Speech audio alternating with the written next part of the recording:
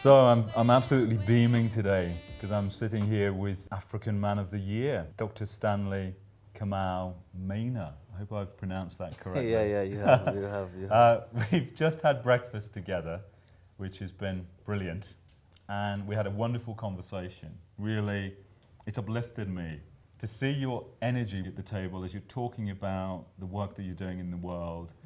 There's the movement in your body, there's a passion, there's a energy which I recognize, and you're achieving fantastic things in the world.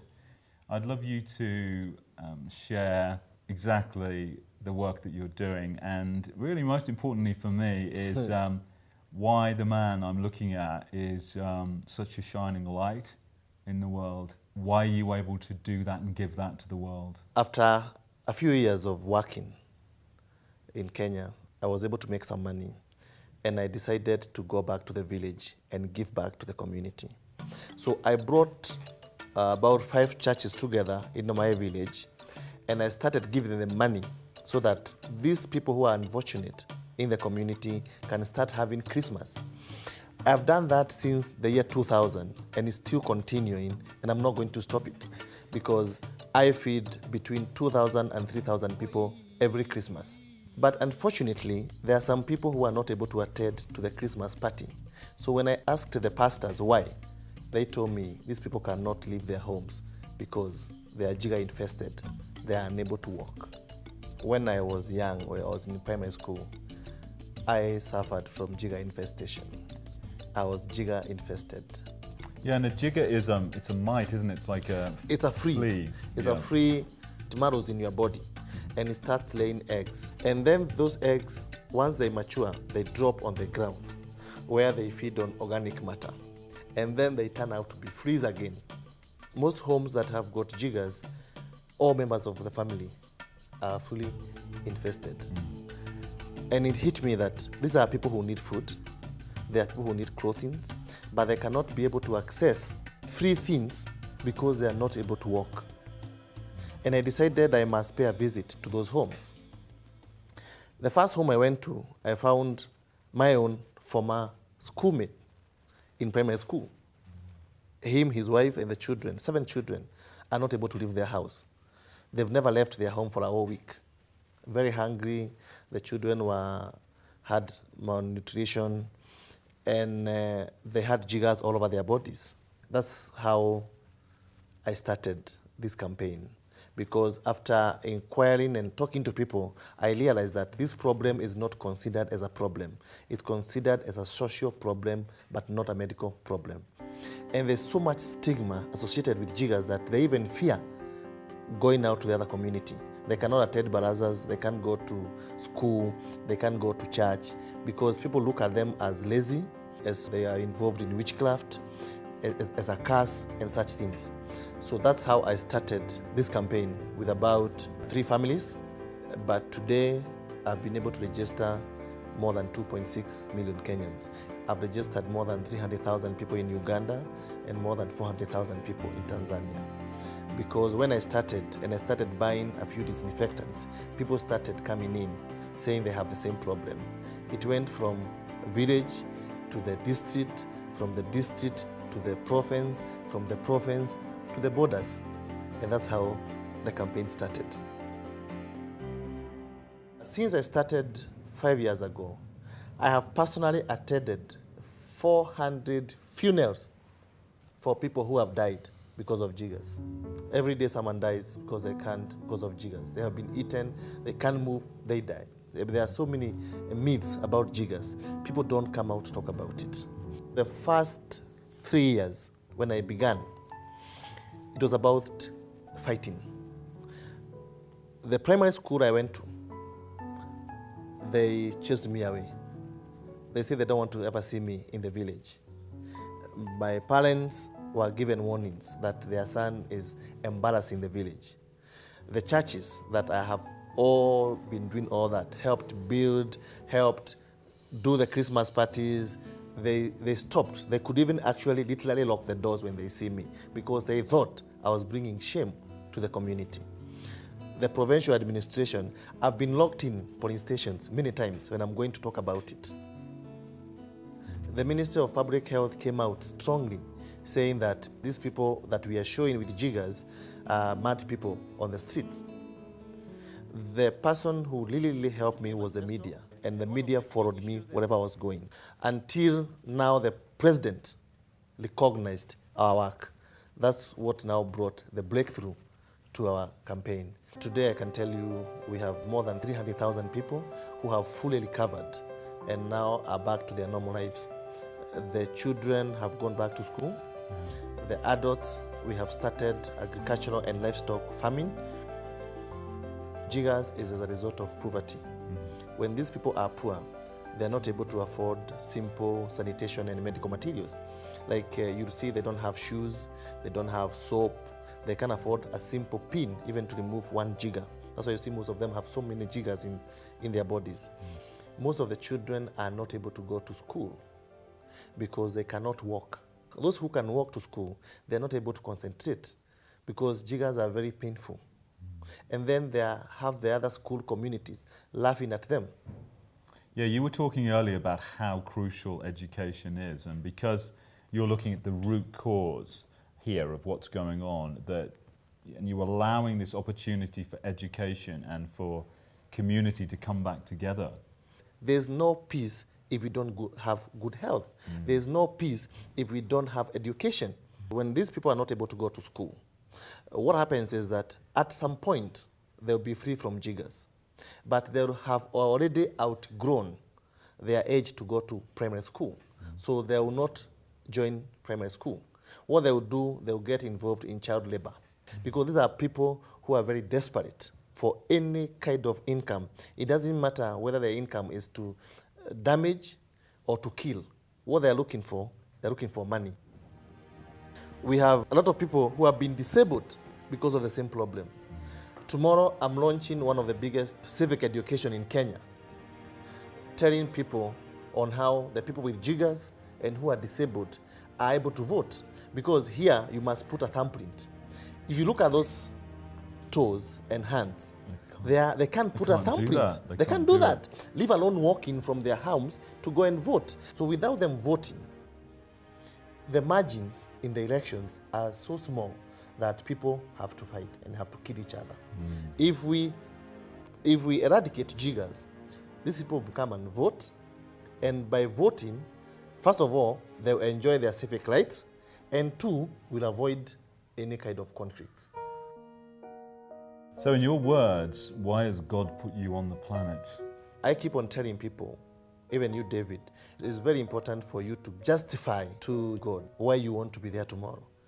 When you sit down in the evening and ask God, please God, protect me and do all this, what are you telling him to protect you to do tomorrow? Have you made all these people today unhappy, and then you want God to give you another day tomorrow to make them more unhappy? It's not possible. So every evening, I tell God what I want to do tomorrow. And I justify that I need to live tomorrow to see this child go to school, to see these men and women eat, to see this crippled person get a wheelchair, to see peace prevail upon Kenyans. May I always tell God, if God, you think there's nothing for me to do the following day, let me not live. If you think I've done enough, it's enough. I don't want to live tomorrow to make the world a worse place to live in. I want to live tomorrow to make the world a better place for everyone. Yes. Yeah. And you are. So by giving so much, what are you receiving back? David, I feel very happy when I see children walking to school. Last year, I saw children that we treated of jiggers going to high school, and I was very, very happy. I've seen girls getting married after treating them of jiggers. I've seen men and women going back to church and becoming part of our volunteers in our project who initially had jiggers. That makes me very, very happy. It motivates me when I see the world recognizing what we're doing. 2 months ago, we were in the UK to do the Olympic torch. Yes. Who would think that such a small problem people have ignored for so long would make you go and carry the Olympic torch? So I feel very happy when I see people appreciating what we are doing. But I don't do it so that people can appreciate. I don't mind even if people don't acknowledge what I'm doing. What I like is when the people I touch, get the change themselves. I want to be the change within. Everyone should join in. Let's not be spectators when people are doing good. Let's join in. Let's be part of the team. Yeah. The team. You're a man who has shattered something. You shattered the shame around Jiggers. And why it touches me so much is that my personal journey I shared with you earlier is recovery from sexual abuse. And shame has been one of the deepest emotions for me to connect with. Realizing that during that abuse that I had, which was within my own family, that I was experiencing pleasure from, and also great pain from those experiences. And I identify so much with what you have achieved. The message from me from inside out was to leave my hat off today. And I never leave my hat off in an interview. It's very rare. I've taken it off, but I never leave it off. And for me, it's in respect of you, and it's in respect of what you've achieved. From having an experience yourself, that you've then gone out and changed the face of the world and are continuing to do it on a daily basis with an energy that is astounding. And what I want to ask you is, what is God for you? Because as a child, I saw vision of God on a cloud with a white beard. My feeling has been, the anger that I had towards God, towards that higher power, has been, why didn't you come and save me? As I've asked that question out there to love, for me, because the energy that combines us, for me, is love. And I've asked and I've had the answers come to me. And I want to ask you what God represents for you. Do you have how do you see God? You can't do what I do without love. If you don't love people, you cannot move to help people. I'm a very strong believer that when God tells you go do something, He does yours. You don't need to worry about what will happen to your job. You don't want to worry about what will happen tomorrow. You do what God has given you to do. Leave what you want to do to Him. When I started this campaign, I had about 4 Mercedes-Benz cars from my business, which I kept on selling. My girlfriends tell me, no, don't sell. I tell them, I'll sell, even if it means selling my shoe, I'll sell it. Because I've seen the purpose for this money. Money is not what you have in your pocket.